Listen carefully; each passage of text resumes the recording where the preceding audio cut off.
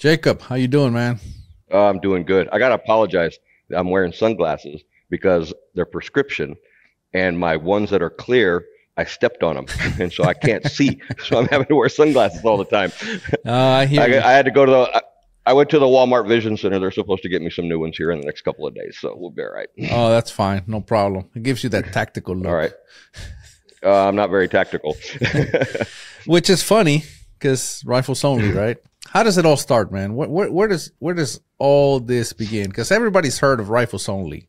Right. As far as I know, everybody knows what Rifles Only is, and that's where I shot. I believe it was 2017, possibly 2018. That's where I shot my first PRS match ever, and I didn't know what it all meant. And now I'm very proud that that was my first match ever, because it's got so much history. So when, I have this new guys here working now, and they're trying to dabble into PRS, and one of them had never shot a match. And when I found out that it was going to be at Rifles Only, I said, all right, we got to go. You got to have your first match ever at Rifles Only. Yeah, I'm glad y'all did, and I appreciate y'all coming down, and I appreciate y'all putting up with all the heat that we had. I mean, it was that Sunday was brutal, man. Sunday was absolutely brutal. We've done them before in the summertime, and we'll have a stage where you got to walk through a water sprinkler, and I think that was like the most favorite stage that people had because they could cool off a little bit. But yeah, our next club match is going to be in October, so the weather will be a little better then. But yeah, man, it was. Thank y'all for coming. Y'all represented very well. It was nice having y'all on site. Well, thanks for having those matches, man. They're always fun. Your course of fire is always different. I had not shot there in a while, and I tell you what, it made me. I've been at it for a while, and I'm not a PRS shooter. However, I've shot PRS, and I've learned to think. For example, like that table, one of my guys, the new guy, I was asking him, I said, well, how are you going to approach this? He goes, well, I'm going to have to go really fast to get all 9 shots. And I told him, I said, I'm going to get 6. This is a 6-round stage for me, because if I take it slow, I can get 6. But if I go fast, I'm more likely not going to get through it anyway, and I'm probably going to miss more than 3 shots. So sure enough, I got my 6 shots and time ran out. So I was really happy. Right. But yeah, and that's really good thinking on your part. And I tell this, like, whenever we're in classes and stuff, we'll have the PR 1 and 2, and so part of it is like competition shooting, and we've done competition clinics before and everything else. And I always say, hey, look at what the match director presented you. If it's a 10-round event and it's a very tight time hack, rather go through and get 8 shots and 7 hits rather than 10 shots and 4 hits. So you don't get penalized if you don't make the time. The only thing you can do is put more points on the board. So take the time to build a good position, put more points on the board. That's a really good way to approach that. Unless you decided to opt for the single shot slung up. No. Well, there was one kid who did it, and he hit it. Wow. Yeah, and I was back away. I was about 40 yards away, and I just screamed at the top of my lungs, "Good shot, man!" It was good. Yeah, it was good. So the option was to go through this table, and it's got these rungs, these legs underneath, and just little cross braces. Right, and you got to shoot from there, and you got to move 3 times, and it's very tight. So minute and a half, 9 shots total, or 1 shot with the sling support only, right? Right. Sling supported kneeling. Yes. And so that was the option. You can try to do all 9 or just 1 shot. But yeah, most everybody except for one did the kneeling sling support. Yeah, he stood up from there. I thought his face was going to break. He was smiling so much, man. He was proud of himself. As well, he should be. Yeah, that's a tough one. So Jacob, where does it all begin? Do you wish your rifle would kick less and shoot smaller groups? Try an easy tuner break. We took this $600 Remington 700 that we bought from Academy. We fed it factory ammunition and installed an easy tuner break on it. As you can see, we were able to get it to shoot small groups at 100 yards. To verify, we took it out to 500 yards and we were able to clean a KYO rack with it with ease. Notice the recoil reduction helps tremendously with follow-up shots. Go to shootsmallgroups.com and get yours today. I started with my dad. I grew up hunting. We're here in South Texas, and so my first thing was cottontail rabbits with a shotgun, and that was my thing. I'm a little kid, and it was it moves up further, and then it introduced into the air rifle to begin with, the Benjamin Sheridan, the old wooden one, and I shot that one like crazy, and then move up to the 22 and spent a lot of time on the 22, and then my first deer rifle was a Mohawk 222 by Remington. It's a real old school. It's a precursor to the Remington 700, but like even like 2 generations before then. And it was a 222, and I got my first whitetail, and of course I was hooked at that point. And then I hunted, everywhere, around in South Texas. My father and I, we went and we did a red stag and a tar hunt in New Zealand, and so by this time I had already gotten into more of the long range shooting, and it was just something that I was into. I did to start. The very first paycheck that Rifles Only ever got was for load development, and what I did was, my father had these friends that they would come in and they get a 340 Weatherby, and so they would want a load built for it. So I would go in there and get the cases in, and the whole rigmarole. And these were hunting rifles. And so at the end of it, after I got a load developed for them, I would make them up 200 rounds. Well, 200 rounds in a hunting rifle like that is a lifetime of rounds. They're only shooting them, once a year or maybe twice a year. And so that was how it first started out. But in the background, I still had a day job, but I started to really get into the long range shooting. And it's like I say, that my first laser rangefinder was 2 sticks with a 300-foot rope between it. And so that's how it was. You'd put it in, walk out 300 feet, there's your 100 yards, go and get the other stake, go back. So that's how I built these ranges, going out further and further. And of course, everybody was shooting, MOA at the time. I ended up getting a HS Precision rifle, the old style.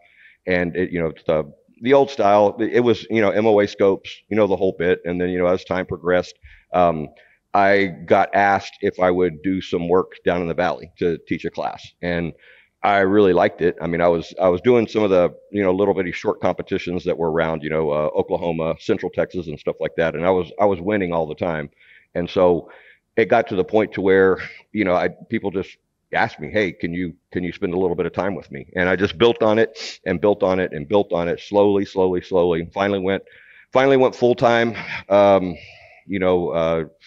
97, I guess, went full time with it. Of course, I already had Rifles Only at that point. We had already done some competitions at that point. But it was just a slow build, and then ended up starting doing, some work for the government, training wise and things like that. And ended up, I mean, it exploded, really, really good, right at 99, 2000. And so, did training in Australia, did training in New Zealand, did training in Estonia, Finland, Canada, and then of course different ranges around in here in the United States, going different places. And this was while we were building Rifles Only here in South Texas.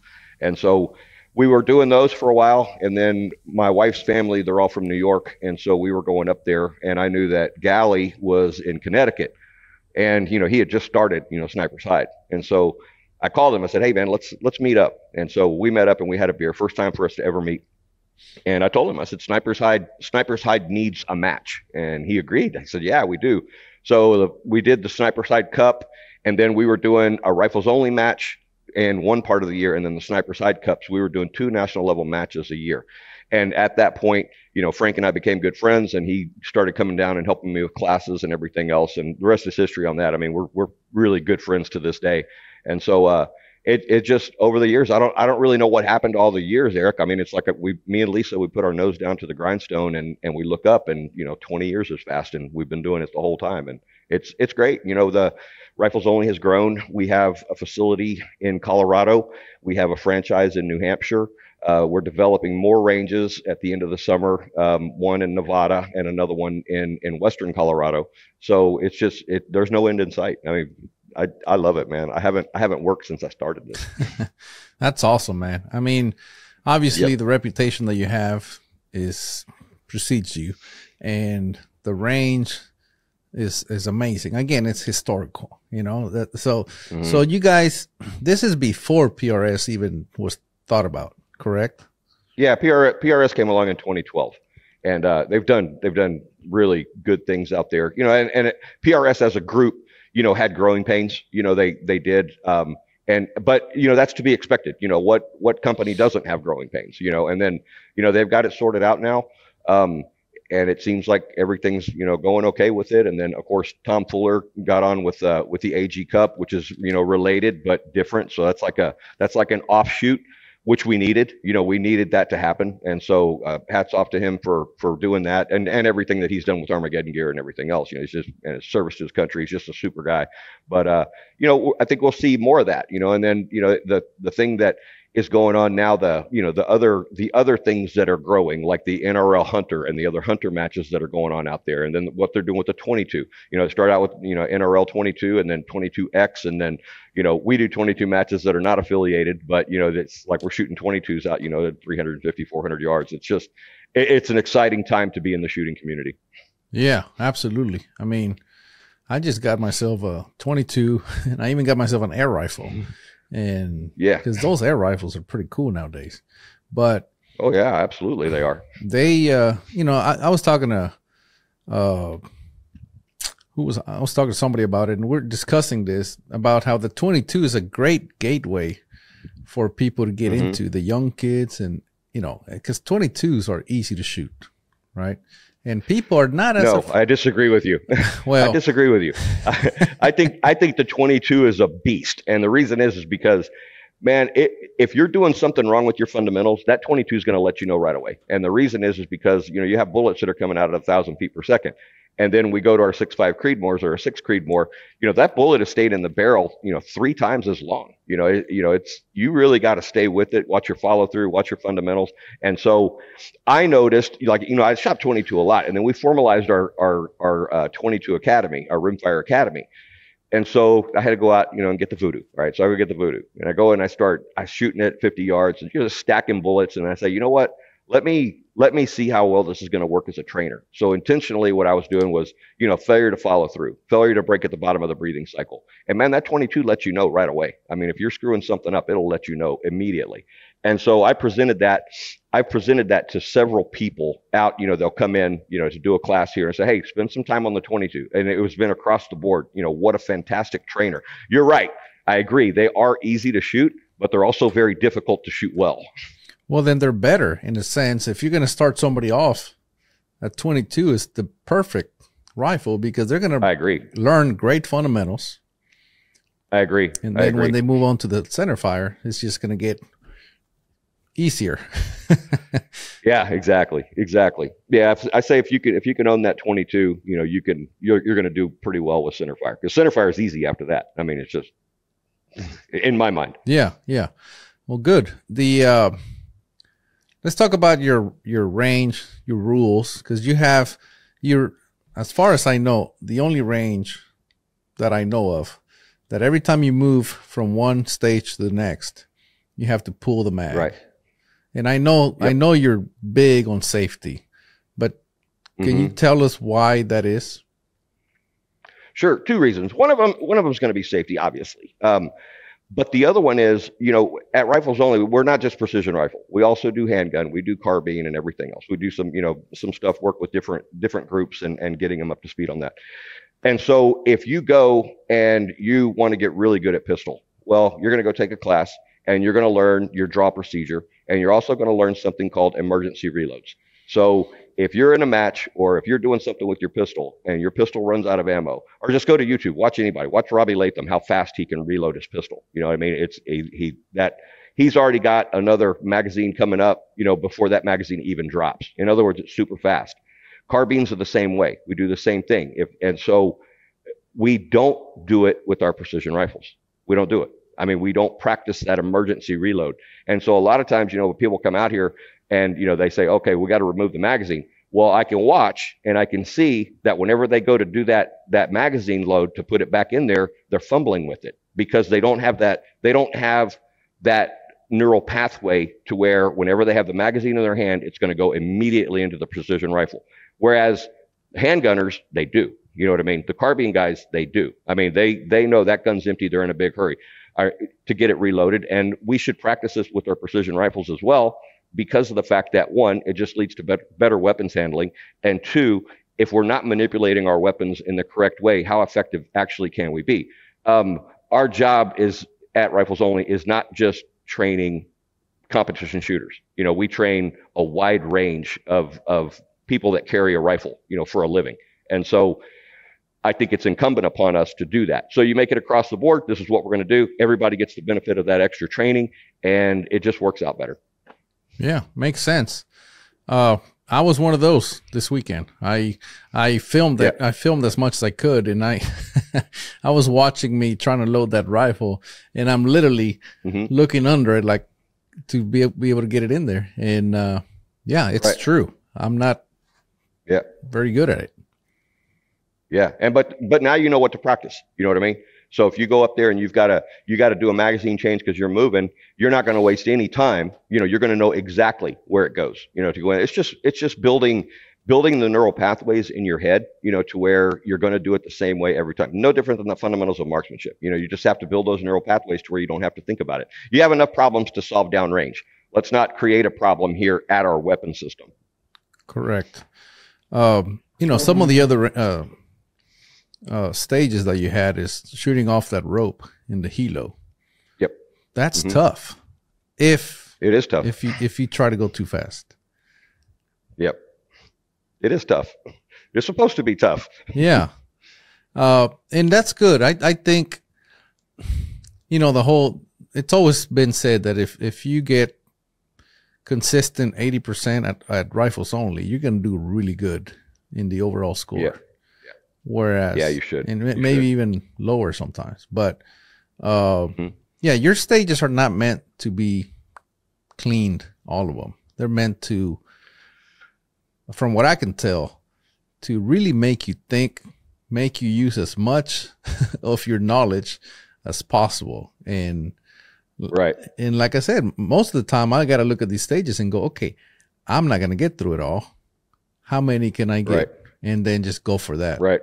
But I tell you, man, I've seen the quality of shooter, you know, really go up. And I tell you, some of those really tough stages that, you know, we considered, you know, tough, you know, just a short period ago, now they're easy. You know, the people are just, you know, going through them really quickly. And so, yeah, it's supposed to be, you know, we always want our competitions to be fun and have the competition aspect, but we also wanted to have that training aspect as well. And, you know, like I've always said, you know, proper application of the precision rifle is a lot more about thinking than it is about shooting. Yeah, no, it makes you think. I mean, your stages, again, just the fact that it made me, before I even went up to go, I'm not going to clean it. How many points can I get? And you know, and then I would just settle on that, and I was fine. And you know, I did that at the coverts at the beginning, the freaking coverts. I did that, and I only ended up getting 6 points because I thought, okay, I'm going to get my left-handed shots. I'm going to go to the middle. That's easy, right-handed. But I knew the left-handed deal was going to take up a lot of my time because, again, I don't do left-handed. So I thought, there's no way I'm going to get to the right side. You know, that's a bonus if I get there. So I said, this is a 6-point stage for me. And sure enough, I got my 6. When I moved over to the right side, I timed out. I was okay with that. Then we go to the, so that was one where I had to know that I was not going to clean. Then the table, same thing. I said, well, that's a 6-point stage for me. And then the helo, I thought this is a 10-shot match. Just off the rope, take it easy, go slow, get 100% hit rate. If you can move and go, that's a bonus. And I got 9 because I missed one off the rope. And the other coverts where it was a 15-shot match, 90 seconds, 2 mag changes. I thought, there's no way I'm going to get through it. And I ended up getting 11. I actually got to the third one and got 1 shot off. So, but I got 100% hit percentage. So there was 3 or 4 of those. I think I was in the area when you did that. I think I was in the area when you did that. So yeah. And I got 3 or 4 stages that I told myself, you're not going to get through it. Just get your hit percentage. And I ended up 6th overall, I think. So I was very happy, even though I was making those compromises. Well, that one on the freaking culverts that are out there, you know, there's a method to that, and just normally all of these things, some of them are 90-second stages. Normally they're 2-minute stages. The reason I switched everything to a 90-second stage for this is because it was done in July. And so I didn't want, I wanted to get everybody off the range and, food in their belly and water in their belly before it got like super, super hot. And so normally you would have a little bit more time. Now the culverts, the going left-handed, the whole idea of that stage is, one, shooting left-handed is something that I think everyone should be adept at. There's a lot of reasons for that. If you're carrying the gun for a living, if you have cover that's coming in, like a wall that's coming in from the right-hand side, if you want to get into the fight and you only shoot right-handed, you're having to expose all of yourself to that. Whereas if you're adept at shooting left-handed, you only have to expose about 30% of yourself. And that's good for you when bullets are coming back at you the other direction. For someone like me, this is in South Texas, we hunt out of our trucks a lot. So if I'm in the passenger seat of the truck and I've got my rifle in there, and then all of a sudden, say the front of the truck is at 12 o'clock, and we spot an animal that is at 3 o'clock or 4 o'clock, if I can just go over with my left shoulder, I'm not having to look like a pretzel inside that truck. Does that make sense? Yeah. Oh yeah. And so the other thing is too, is those targets are designed to be, for this event, they're designed to be close and well marked. So if you know that you had 2 shots at Lima and 2 shots at Bravo, you have a 300-yard shot and a 400-yard shot. But what people do, the way they screw that event up, is they go up and they don't back their power down. So they have their power up at 12 or 15 or 18. And whenever they go with their left eye, they go to their glass and they start looking through their optic for it. Whereas all you really got to do is look over the top of your gun, point your finger at it, which in turn points the gun at it. And then whenever you go to glass, you're immediately on there. So it doesn't really cost you a lot of time on that. But you got to practice that. You got to, have everything ready to go because you're having to set up on the clock and everything else. Yeah, no, that's what I mean. These are stages that are made purposely, obviously, to make you think and make you miss the most basic thing just because, like you said, you didn't back the power off. Right. But that's literally, when I went on there, I put my gun on there and looked through them like crap. And the first thing I did is I backed the power off. But, I should have done it ahead of time. But so all those minute things add up and, but it's great training exercise. I mean, oh yeah. I tell people, you're there to learn. Don't worry about winning. If you learn something, you already won because you're just going to get better and better. Yeah, for sure. And I've seen a lot of people get frustrated because they did bad at a stage. And I said, don't take it that way. Review the whole thing. Write down or think or whatever, however you operate, and figure out what you could have done better. And once you figure that out, you just learn something. Move on, forget it. It's a learning exercise. Yeah, that happened. It happened on Sunday to one of our shooters that's out here, quite a bit, and he had screwed up a target sequence, and you could tell immediately he got really like frustrated and everything else. And I was walking off, and I said, "Hey man, just keep in mind, whenever you have that rifle in your hand, you can be happy. You can be sad, you can be frustrated, you can be annoyed, but none of those emotions make you shoot any better." Yeah, true. So for sure, you talked about training briefly. Mm-hmm. What are the different types of training that you offer? The different classes? Yeah, different classes. Oh yeah. Okay. Well, our flagship course is the PR 1 and 2. Which is a 5-day class. We do that one here in Texas, New Hampshire, as well as Colorado. We also have 1-day mover clinics, 1-day alternate position clinics, for precision rifle. We do a basic handgun, a basic carbine, and for other groups, we'll do, put that more in the combat mode to where we're learning, some other things here at the Kill House and stuff like that. But the high angle, we do the high angle course in Colorado. We also do a fieldcraft course. And I think the last fieldcraft course we did in Colorado, the round count, one of the students, the round count was like 12. And it was, it's a 4-day course, but you're learning how to do land navigation, range estimation, target detection, hide building, all of these different things. And so that's kind of the other side of with the rifle. And so we do that. Then we'll do specialty courses. We do aerial platform shooting. We do it here And we also do it if a department wants it and they have their own helicopter, we'll go there and do it. And that's just basically precision rifle out of a helicopter. Various other things that we've done in the past, but that's pretty much it in a nutshell. And we have the 2-day PR1 classes. We do the rimfire classes. We'll do mover clinics for rimfire, because I've got 4 rimfire movers, 5 rimfire movers as well. And so we just utilize the equipment, give people a chance to get out there and play on it when they're not under the clock, and they can get some instruction. So it kind of helps. Right. Now, to clarify, this is also, civilians or military, doesn't matter, right? Anybody can take this class. Yeah, anybody can take the class with combat handgun, not so much, unless it's a civilian team, that is, working some, that's hard to explain. But yeah, the civilian courses, they can all take them. The stuff that we do, for the government agencies and the military is, slightly different, but the basics, the bones of the course are still the same. So, your pistol, you said it was called basic pistol and basic carbine. Mm-hmm. What is that entailed? That's kind of, I'm not very good at pistol. I can hold my own, but I wish I was better. Right.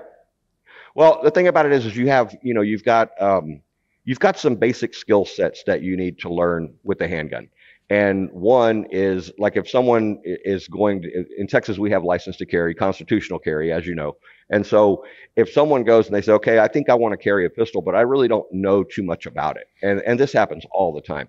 So what we do is we teach them, one, the safety of it, and that's going to be the biggest thing. Well, the very first thing that we teach whenever it's somebody like that is avoidance. If you see something weird, don't try to go and get involved with your gun, because that's just going to lead, there's no good ending for that at all. So avoidance is the main thing. But then it is, how does the pistol operate? What causes the pistol not to operate? If the pistol's not operating, what can you do to get it back into operating condition? In other words, malfunction drills. The other thing is presentation drills. If I've got my 9mm on my belt and it's underneath my shirt and something happens to where I need it, what is the most efficient way for me to get the pistol, from my belt, into the target where it can actually do me some good? So we spend a lot of time on that, and it's all muscle memory. And then there's also fundamentals of marksmanship for a pistol. A lot of people don't. I've had people come that don't even know, what sights are. But that's no problem. That's why you go to school. That's why we're here, to help you learn these things. And it's basically just, and then we also talk about, storage. What's legal? How can you legally store your pistol? How can you, where can you screw up? Where can you get in trouble? It's just kind of comprehensive on a very, very basic operation of a handgun for someone who has limited experience or no experience. And so we've done that. A bunch of those classes, and they're really good. People can walk away and they at least have, some sort of competency. They know what they need to practice, that shooting, a pistol, what's the best grip, and then also shooting it right-handed, shooting it left-handed, shooting it while you're moving. All of these different things will come into play in that class that we touch on. It's not going to make them a super pistol shot, but what it's going to do is it's going to give them a framework of what they need to practice and guidelines on what to practice whenever they do go to the range. Yeah, I was talking to Michael Lilly about, he did a video that said, "No one's coming to save you." That was the title of the video. And that really emphasized that, hey, we should all go and get some training, not only pistol, but CPR, first aid, navigation and all that good stuff. Yep. And, I was thinking about taking everyone from the shop and just bringing them down there and, just so that we can all, have some training, Well, you aren't that far away, so yeah, exactly, kind of good. So, so like I said, that podcast with Michael Lilly really got me thinking about it, and it's a lot of people go, well, I don't even know where to get classes. Well, you can find out. There's classes. Right. Obviously, you're not that far away. So if I was to take it, and I'll just go down there. But I think it's how important. Let me ask you. I kind of know the answer, but how important is it for anybody that carries a handgun to have some training? Oh, it's vital. It's absolutely vital. You can't get away with it. Let me give you an example. Okay, this is something that happened, and I'm not going to say any names or anything else, but I had a group approach me, and they worked in the public sector. And so it came up to where they wanted a certain amount of the employees on site to be carrying a pistol. So, okay. So we talked about it, and then several months went by, and then it got to where, all right, we need to get this particular group of people trained up. And so the boss calls me, says, hey, we need to get started. I said, okay, well, first thing is we're going to need pistols, we're going to need ammo, we're going to need holsters, we're going to need magazine pouches and everything else. I said, but before we even do anything, the very first thing is whoever your people that you have picked out to do this, they're going to have a Texas license to carry. That's number one. Number two, they're going to take an unarmed combatives class. Number three, they're going to take a situational awareness class. Number four, you're going to have your place of business inspected and surveyed for hardness to make it to where they never have to use any of these skills. I said, once those things are done, then what we're going to do is we're going to go into the class. And the way this class is going to be is it's going to be very high intensity. It's going to go for 4 days here. It's going to go 1 day, force on force in your business establishment.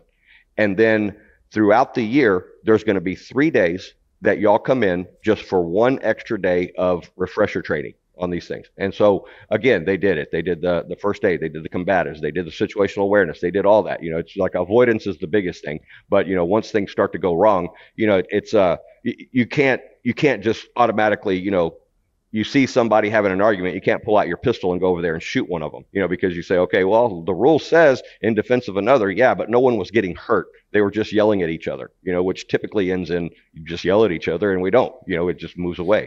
So yeah, it's real important, but you can't just say that the firearms training is the only thing that's going to save you. You're like no one's coming to save you. Okay, well, what am I going to do? What am I going to do if I'm somewhere, and that, like, you talk to Kaylin about this too. If you're out in the bush, how can you do some personal first aid on yourself? To where you can actually move. You need to be skilled at that. You need to have an IFAC. You need to have these things. It's not. I mean, you don't have to, and you can walk through the world and never have to worry about any of this. But as soon as something happens, let's say you have a car accident on a county road that's 100 miles west of San Antonio. How are you going to feel then? You know what I mean? You got a long way to wait. You better be able to do something. You better be able to have a way to communicate. Just basic stuff. A couple bottles of water in your vehicle with you. Basic first aid kit. I mean, there's more to it than just the firearms side of it. Yeah, absolutely. Yeah, like I said, we discussed that, and there's a lot to it. I mean. there's a lot, but I think, just got to chip at it a little bit at a time, and eventually you'll get them all covered. Yeah. I even had a group come down and give me a class on how to pick locks. Yeah. Why not? Not because I'm going to, go and rob anyone. I just thought that would be a pretty good skill set to have. And then about 6 months later, we had a match, and this guy had locked his toolbox in the back of his truck with the keys inside of it. And I was able to pull out my little lock picking kit and get it open for him. Very nice. So, there's a lot of stuff, man. There's a lot of stuff. But I mean, again, you don't have to do any of that. You could just sit and, and stream movies all day, and, maybe nothing will happen to you. But if you're going to be out in the world at all, you got to have a little bit of protection, a little bit of, not only self-protection, but be able to protect somebody else, able to help somebody else, if they, find out, something's going wrong, you see somebody, some basic first aid, it's not always going to go to that lethal, whenever you're training yourself just to, in my opinion, be a better human. Yeah. What about the carbine course? What's that all about? Same thing. It's, this is Texas, so we all like our AR-15s, but like Clint Smith from Thunder Ranch used to say, possession certainly does not equal competence, and people don't, you get people that bought, the big scare on the AR-15s. Everybody went out and bought them like crazy. They got no idea how to run them. They got no idea how to, clear malfunctions or what needs to be cleaned or fundamentals of marksmanship or even sights or what's available. Can you shoot iron sights? Do you need a red dot? Do I need a little 1-to-4 scope on it? It's just kind of the same thing, basic stuff, basic weapons manipulation, safety, everything that has to do with that. And of course, if we're dealing with a group or someone, that, carries them for a living, of course, it's a lot different. You end up you end up, doing a lot more, shooting and moving and communicating and time in the kill house and things like that. So it's fun. They're both fun, and they're both valuable. So it's not a question of, okay, well, do I think I'm going to get something out of this? I say, anytime you go to a class, you're going to get something out of it as long as you're receptive, you got an open mind. So it's kind of, I don't know. I just think everybody should get that training. Yeah, no, I agree. And like I said, I'm really considering just bringing everybody from the shop and just, work on all that stuff. Bring it. We'll set it up. Not in the summertime, please. Yeah, probably not a good idea. Yeah, not a good idea. So, you talked about your I'm going to call it expanding. You're adding all these different places. Just keep on trucking. What's the future look like for Rifles Only? Well, we have those other ranges that we're developing out in the West. The New Hampshire place is doing really good. We're going to keep doing what we're doing here. But we want to bring more people into the shooting community, and we want to help the shooting community grow, not only in shooters, but also in the small businesses that support the community. And it's one of the things that I've always, I've got this reputation about the safety aspect of this, and it's, the way I describe this is, okay, let's say, a young mother and father, they have a 14, 15, 16-year-old son or daughter, and they want to get into this type of competitions. And so the parents look at it and they say, well, it kind of looks like that the cost of entry is around $8,000. I got to have a gun, I got to have a sling, I got to have a bipod, I got to have a scope, I got to have bags. Let's just say in round numbers, you can get in for cheaper and you can get in for more expensive, and all of this. But let's just say the cost of entry is about $8,000. And then we've got these things that, okay, we're going to have to go to a competition. So that's going to be travel, that's going to be food, that's going to be hotel. So these are the things I have to figure out this on what this is going to cost me if my kid wants to get into this, because they don't have a job, and they can't do this.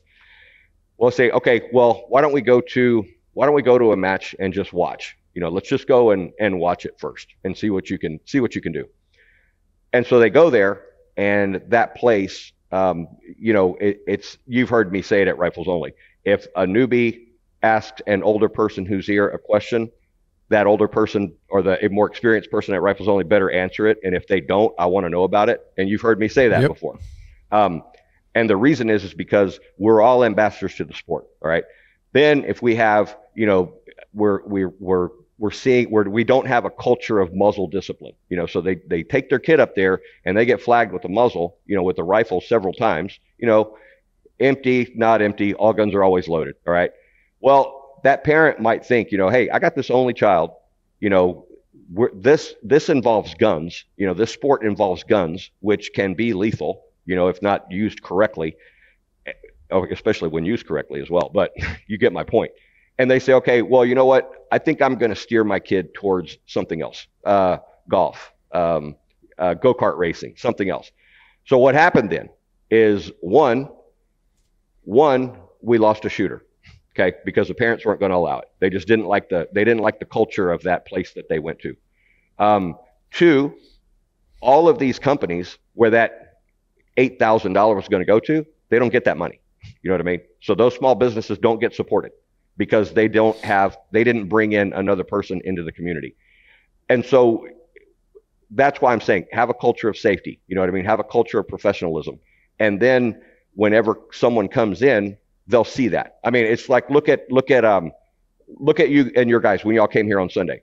Y'all are wearing your blue shirts. You got your Cortina Precision on there. You know what I mean? You're well dressed, you're well mannered, everything else. Dude, if I don't even know what you do, I want to say, what the hell is Cortina Precision? What do you do? In other words, you presented well. You see what I mean? And our whole community has to present like that, so that when we have new people come on, they feel welcome. They feel like they're among people who know what they're doing and have a good culture of safety. These are just things that go in my mind all the time. So I want to continue that. I really want to continue that. And one of the things that we've done is at Rifles Only, we have two Well, we have more than that, but we have 2 sets of brand new equipment that people can come in. Like they call me all the time. Hey, I want to take a class, but I don't have this. Say, hey, just come in, use our stuff, see what I have, see what other students have, so that whenever you decide you want to buy something, you can make a more informed decision. You don't have to buy a bunch, because believe me, ask me how I know. I got like 2 rooms full of shit that I bought that I don't even use anymore, because it turned out that, it just didn't work for me, and so, but there was no one there to tell me, hey, you don't need this, you don't need this, you do need this, and these things that if we do this, and we see it happen all the time, they come in and they use this gear and they go over, and the next thing you know, a vendor or a small business, they ended up selling a rifle, selling a scope, selling the bipod, selling the rear bag. They did, and the person ends up getting all of this stuff. So it's win-win for everybody. But it's incumbent upon us, the people who are in it now, that we have to present like that. We have to present in a professional way. And that's what I hope is ahead for Rifles Only. Yeah. No, I mean, you're doing a good job. Again, your matches are always very welcoming. The food, oh my God. The food, I tell people, I go there to eat, and I just happen to shoot while I wait for the food to be done. Yeah, you're not the only one who says that. We do have that reputation as well. Yeah, the food is always amazing. But yeah, I mean, as far as we're all ambassadors to the sport, hopefully that's 100% true. Maybe, as close to 100 as we can get it. But yeah, it is important that we all do that. And like you said, we bring somebody else in. Not only do the small businesses get the money, we have one more ambassador that's going to potentially bring in more people to the sport, and so on and so forth, Exactly. Not only that, some of the best people that I've ever met are shooters. I've met them at shooting competitions. When you just never know who you're going to meet. And, when you are at a place where you're literally meeting people that are like-minded, they have similar interests, and they're all around good people, it's very easy to strike up a conversation and, create a life-lasting friendship. Yeah, absolutely. Believe me, truer words have never been spoken. I mean, that's just the way it should be. Yeah. And, but yeah, I mean, I like what you're doing. Obviously, I'm a fan. Again, I'm very happy, very proud that I shot my very first PRS match ever at Rifles Only. And, every chance I get, I try to go back, even though PRS is not, it's not what I do. Yeah, I want you to bring some of your F-class gear down and let me have a look at that at some point. Oh yeah, I'll bring that. It's gonna, we'll set it up on that tower. If the wind is mild, you're gonna think it's cheating, but yeah, that tower, I tell you, man, that tower will humble you on a lot of occasions up there. It gets crazy. Yeah, no, it's interesting, especially the way you have your course of fire or your target set up. Because when you're shooting at the close ranges, typically you get more wind. At least Sunday, if the way the wind was coming in, just if you go from 300 to 1,000, the wind direction changes just simply because you're changing drastically on your angle. Right. And yeah, you're changing your azimuth on that. And that's a lot to keep track of while you're trying to hit targets. Yeah, for sure. And the thing about it is, I've always said, I would rather shoot in a 25 mile an hour, full value crosswind than some of the stuff that we get out here that is like, 4 to 6 miles an hour between 4:30 and 7:30, and you're trying to watch it, and you're trying to watch your mirage and feel what you feel on your body and everything else, and you think you got it, and you pull the trigger and say, nope, Jacob, close but no cigar. So yeah, it's fun shooting out there. Yeah, most people don't realize how tough 1MOA is. Yeah. At any time, any place, any distance. It's tough. Right. Yeah. It is. And, I got those, you've seen it, but I have those truing bars out there, from 300 to 1,000. We put those in there for the training aspect of it, because if someone's trying to get their dope, they can really get their dope good, because those bars are only 0.2 mils high. And we've used those in competitions before too. And so it's kind of, that's humbling as well. If you got to hit that 0.2 target. There was an event, you choose your point too. You know, if you're 700 and you hit it, boom, you get 7 points. You know, you get to try it again if you at the same range, but then you only get 3.5 points. So I think those bars and those smaller targets out there, I think that we have seen, you know, a really increase in the quality of shooters because the targets have trended smaller. When I first started out with this, it was an E-type silhouette. I mean, that's what we're doing. You know, it's a 20 by 40 with a 10-inch head on it. I mean, if I put that target out there right now, you would say, what the hell is this? I mean, what is this? This is like a house. You know, they're so big. And so now with that, and then obviously, you know, our equipment's gotten better. You know, our scopes have gotten better. Powder's gotten better. Our rifles have gotten better. So we're able to shoot that stuff now that, you know, maybe more difficult back in, you know, in decades past. Yeah, that match, I almost screwed up that match, to be honest with you, because that .2, because I'm laying behind my gun and I go, okay, I'm gonna start looking while the others were shooting. I started looking at the targets, and I thought, all right, given the wind conditions, what can I hit? So I look at 500. I'm like, man, that's a massive target. Go to 600, man, that's still pretty big. You know, that target's pretty big. The wind it's not that much, maybe 2-3 tenths. The target's about 4 tenths wide, 5 tenths. You know, I'm like, I'll cover a lot of windage. I'll hit that, and I just keep going. I said, I'm gonna go for 800. So I'm lined up at 800, and somebody else before me decides to do the 800, and they shoot, and they went to the right of the T target. And then he moved over and he hit it. And they're like, you got it. And I'm thinking to myself, he missed. He hit the wrong target. And then I realized I had been looking at the wrong target. I was looking at the big square. Oh, you were looking at the 10-inch plate. Yeah. You know, I was looking at the wrong target the whole time. And I thought, holy crap, never mind. Because the wind was getting, so anyway, I backed it off all the way to 500 because that .2 is pretty tiny. In the Mirage, yeah, it is. I mean, I said, no, I better play it safe and go to because I thought for sure I could hit the 500 on one shot, and I didn't know if I could hit the 800 in one.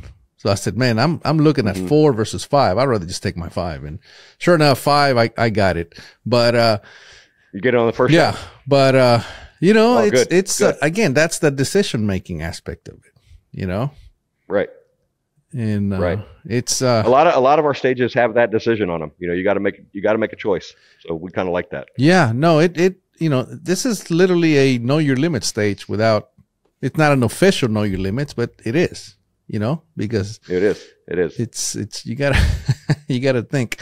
Now, you know, after so many years of training, people, what is the one thing or multiple things that shooters complicate that they don't need to complicate?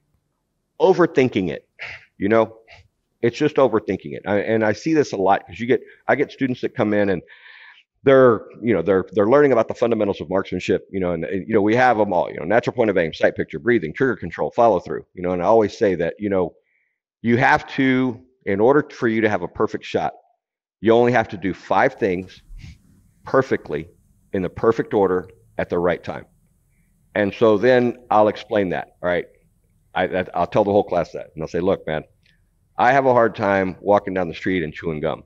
So I got to break this off. How do you eat an elephant? 1 bite at a time.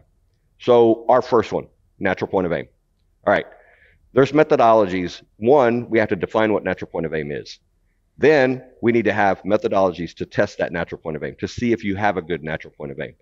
And the methodologies that I talk about in the class, you can do this in your garage. You know, you could do this in your backyard. It doesn't require bullets for this. And so, and I say, once you do the test and you know that you've got a good natural point of aim, what should be your next action? Load the gun and shoot it? Well, that's one option, but probably a better option would be to stand up, kick the rifle, go get some water, come back and build that position again. That way that neural pathway gets built. I've done it perfectly once. I've done it perfectly twice. I've done it perfectly 3 times. I've done it perfectly 367 times. I've done it perfectly 1,420 times. That way, whenever you are faced with something to where you have a problem that needs to be solved downrange, bad guy, animal, target, you don't have to think about natural point of aim anymore. You know, it's not practice makes perfect, it's perfect practice makes perfect. Then sight picture. Well, sight picture what do we need for a good sight picture? We need to be able to think of our optic as first an optic, then a sighting device. But an optic, binoculars are optics, you know what I mean? But then it's a sighting device, but then it's also a measuring device, okay? So it's three things. And how do we make this work for us? Well, one, we need to make sure that we've got good eye relief. Well, how do we do that? We do that with butt spacers, scope back and forth on the Picatinny rail, scope inside the rings. We solve that, okay? Then we need to make sure that our reticle is nice and in focus. Just the reticle, just the crosshairs themselves. Well, scope has an adjustment for that, so we can set that. Then, if we change ranges, we got to make sure it's in focus. Scope has an adjustment for that. So that one is something that you solve. You shouldn't have to think about that. You know what I mean? That should be something that you just put out of your mind. It's not a big deal because we already solved that. We're using the scope and the way it's set up to solve all this problem. Breathing. Just breathe. Just breathe. Breathe normal. Don't hold your breath. People get a precision rifle in their hand and they think, well, if I need to be stable, I got to hold my breath. It doesn't. It makes you less stable when you hold your breath. And so you got to think about that. Just breathe. And you think the example that I give in class is, you know, you're in Texas and you're on a back road and, you know, it's a 2-lane and you're going 70 miles an hour and they're going 70 miles an hour. Y'all are going to pass within 24 and 36 inches of each other. That's how close you're going to be. Can you think of a time in your life, Eric, that you need to be more precise? Because if you hit that car head on at 70 miles an hour, you're not going to get hurt. You're going to die. You know what I mean? It's over. It's game over. But take stock. Are you holding your breath? No, you're not. And the reason that you're not is because you've done it a lot. You already know how the car drives. You've been doing it your whole life. Try to get where you're like that with the rifle, where you don't feel like you have to hold your breath. Because if you do hold your breath, you're going to get shaky and your rounds are going to go in the vertical format. Then trigger control. The trigger made to go forward and back. But on all of our precision rifles, if you go and you put your fingers on either side of it, it will move side to side.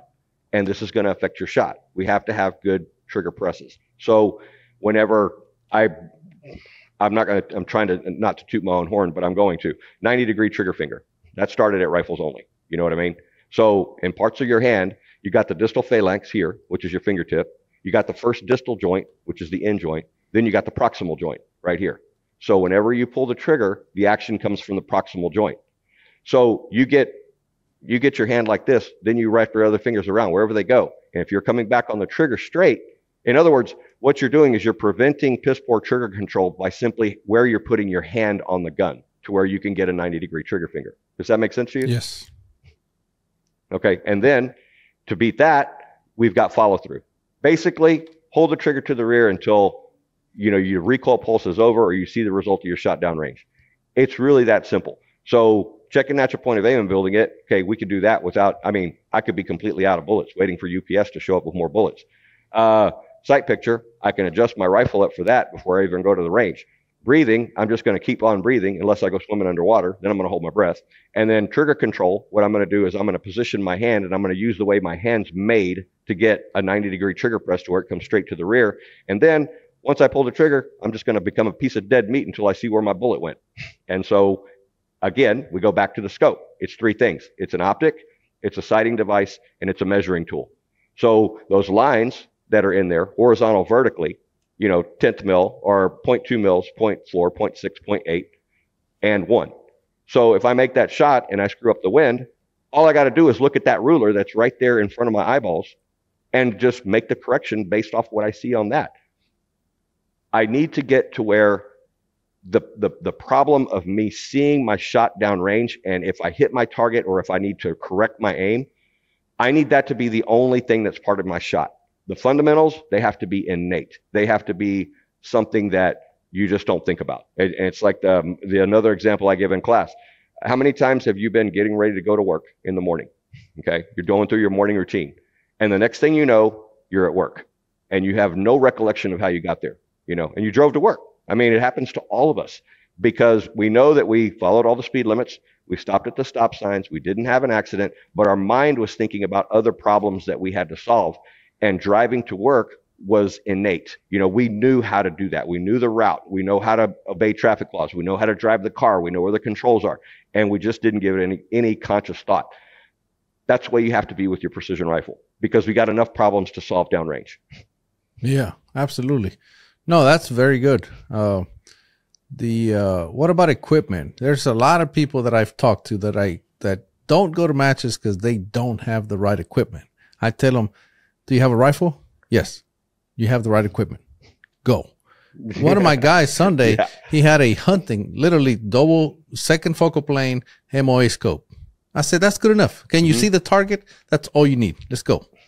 That'll get you out there. That's for sure. You know, the thing about it is you got to, I don't know, you go out and I've had people come through here like want to do a PR 1 and 2, and they'll come in with a 300 Win Mag with a wooden stock and a little pencil barrel and, all this kind of stuff. And I said, it says, on my class, bring in a short action so that 300 doesn't beat the hell out of you because it doesn't have a muzzle brake. It's a great hunting rifle because it's lightweight, but to do a class like this, I think you need to have a muzzle brake so that you're not, just getting yourself completely beat up the whole time.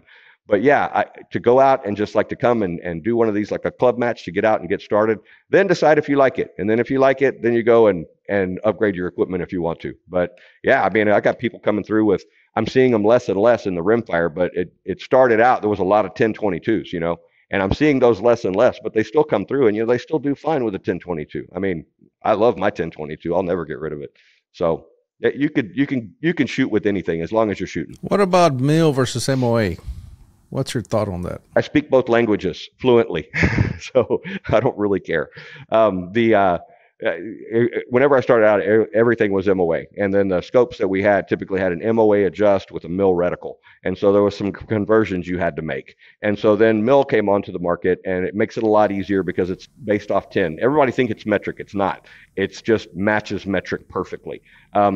I like it because, that's what I'm using most of, but I still have to stay, up to speed on how to use MOA because we have clients that come through with MOA scopes.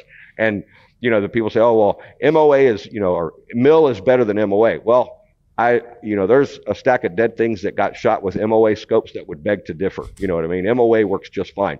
And then now they're doing MOA adjust and MOA reticles. And so that's pretty much the same thing as MIL, just a different measurement.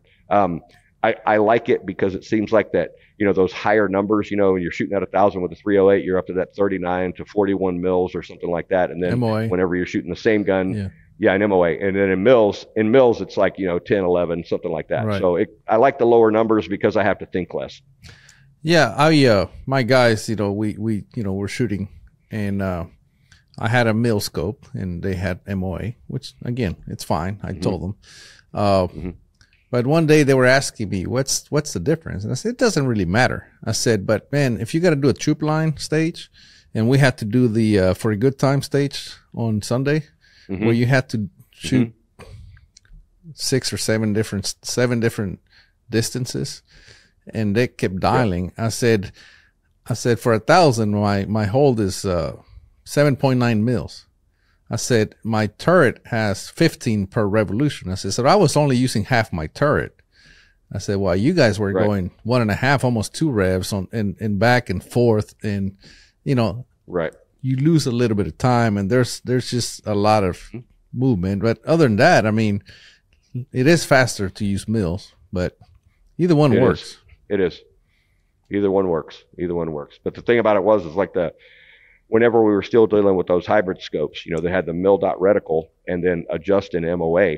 The problem was, like, if you had a target that you didn't know the exact range, you know what I mean? You didn't know it exactly. You knew kind of what it was. Well, you go and you see that you hit, 0.5 mils low. Well, you need to know that range. If you're dialing an MOA, you need to know that range to know what the value of each click is. But if you're MIL, then if I see that I'm 0.5 low, I just reach up to, put 5 clicks on it, and that's going to go. And that's going to work at 20 yards, 200 yards, or 2,000 yards. It's always going to be the same.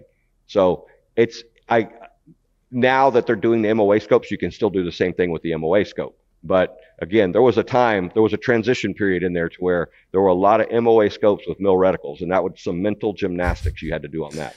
I had one of those, and it was second focal plane to boot, to add to the complexity. Right.